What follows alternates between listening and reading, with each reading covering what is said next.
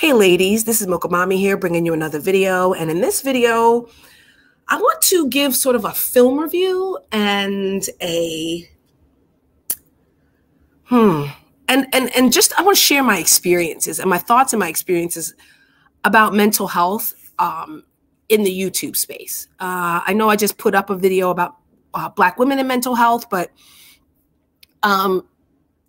this was really inspired by the movie Dog. Okay, the movie Dog stars Channing Tatum, and basically it's the story of an Army Ranger who was injured, and he's trying to kind of get his life back together. And one of the tasks that he has to take on is to deliver the dog that was deployed with his Ranger unit to the funeral of the dog's handler. So, it kind of goes through this journey of him taking the dog to this funeral of a battle bunny, a fallen soldier, and the soldier actually didn't die in battle, but actually as a result of a drunk driving accident.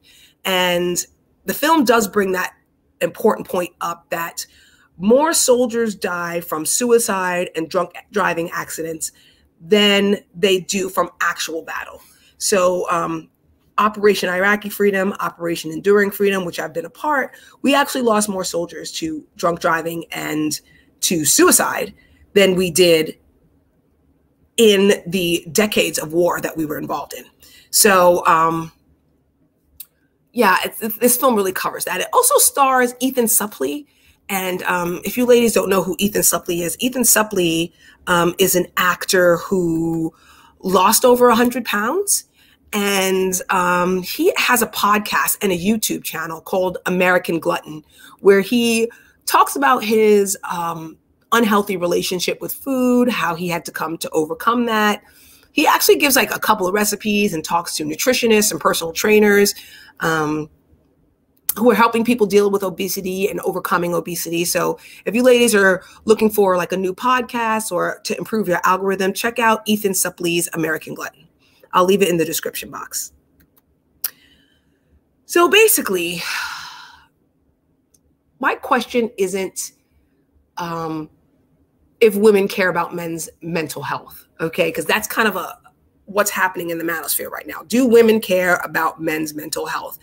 And I would say yes. My older sister has been a board certified psychiatrist for over 2 decades. And most of the time when men have a mental health problem, it manifests itself a lot through substance abuse. And a lot of times when men need a referral to mental health, it usually is a mother or a female significant other or other female family member that refers them to get proper mental health care. But my question becomes, is men's mental health a priority to other men? Now, knowing this, okay, I've seen it time and time again. Now, this is me not victim shaming or victim blaming, but definitely something that I have observed. Having spent 2 decades in the United States military, and much of that experience being dealing with Operation Iraqi and Operation Enduring Freedom, and then the healthcare side of that, I'll notice how soldiers will talk about my brother in arms and my battle buddy, and will carry a deceased battle buddy's dog tags around their rearview mirror, but rarely will say anything when it comes to their drinking, right? I will see over and over again about how when soldiers leave the military and they move back home and they're chain smoking marijuana and their mother is kind of nagging them, and they'll kind of co-sign on, yeah, your mother's a nag. Yeah, your mother has no business doing that. Yeah, you're suffering from PTSD, but never really address the elephant in the room, which is kind of like, yeah, you know, you really are not productive with your time. You really are not seeking help. I'll give the VA credit that in the sense that they do compensate soldiers who are suffering from mental illness. They'll compensate them with disability And that does somewhat incentivize some of them going to get help. But at the same time, I really feel that a lot of those interventions are not coming from their other male counterparts. They're not coming from their battle buddies and their brothers in arms.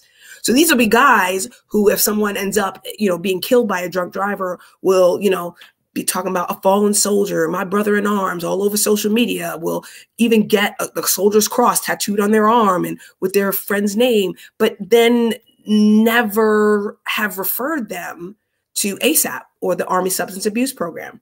Even their male leadership, I saw a lot of times, didn't refer them until they were in trouble with either a DUI or they had gotten in trouble with brigade or with battalion because they didn't show up because they were hungover in formation or something like that. It's never really anything that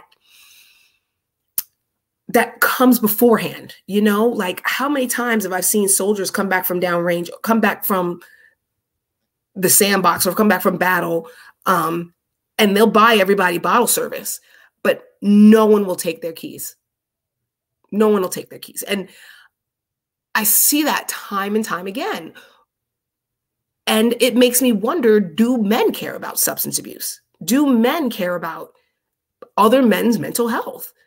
Do you care enough to take your battle buddy's keys when you notice he's over drinking? I mean, not only have I seen this as a soldier, I've seen this as a sister. I lost my younger sister to a drunk driver who was in law enforcement, and he kept getting a pass from law enforcement agents. Bartenders didn't mind serving him extra before he went out the door. And there have been many times where he was pulled over for driving unruly for routine traffic stops and still was let go because he was in law enforcement.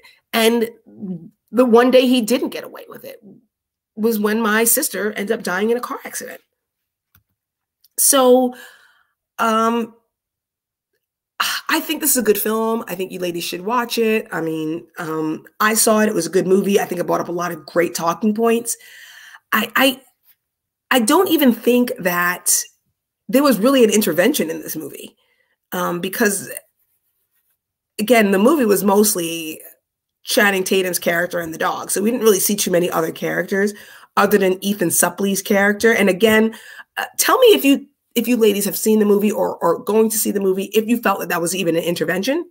In my opinion, I think the dog probably did more of the intervening. If I'm not, if I'm interpreting it correctly, but it just goes to show you, like, I really do think that there are a lot of disingenuous male content creators out there because they really do have a great opportunity to really discuss men's mental health and to really be solution oriented about it.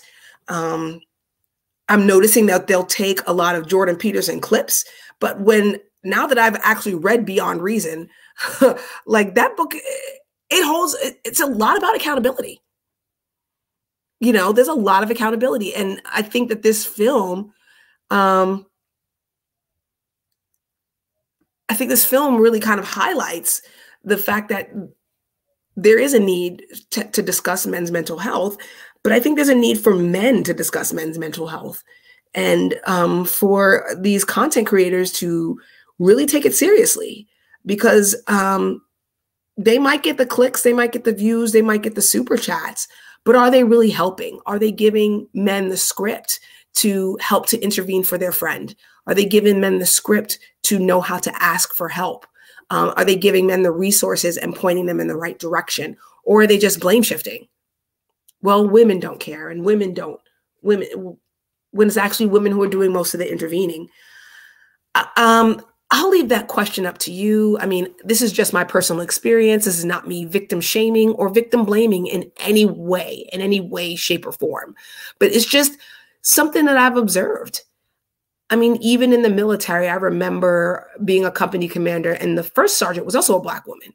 We would go every Friday and have a big, huge pickle jar that we would pass around and have everybody put cash in it. And you better believe we got called all kinds of bitch. Both of us did. black bitch, angry bitch, stupid bitch, dumb bitch, blah, blah, blah, blah, blah, blah, blah, blah, blah, because we were taking cash from them. But what we wanted them to know was that if they called the CQ desk, that there was always going to be cash on hand to make sure that someone had, could get gas money to go pick them up from wherever they were, or get a taxi or a rideshare service, that it could be paid for and that they could get home safely, because we understood the danger that they were under, because drunk driving, again, killed more soldiers than Operation Enduring Freedom did. The 20 years we spent in war for Operation Enduring Freedom. So I just wanted to bring that issue up. And I think that you ladies should see the film, because I think it's a good discussion point. I think it brings up a lot of great talking points. And really, if there are any men listening to this, how seriously do you take men's mental health? Not just your own, but for the men around you that you're calling brother, battle buddy, brother in arms, whatever, or is there just a lot of blame shifting? I really think that that's an issue that needs to be discussed. So ladies, as we take care of our own mental health, that's just a question that I have. What's your observation with men and mental health? And do you feel as if they're there enough for each other? And do you feel as if these content creators are disingenuous? Because I definitely feel that way. But I'm open for discussion, because the last thing I want to do is victim blame or victim shame. This is an issue that's close to my heart, and I think that this movie handled it with a lot of sensitivity and a lot of tact. And I just want to know your thoughts. This is Mocha Mami, and I'll see you in the next video.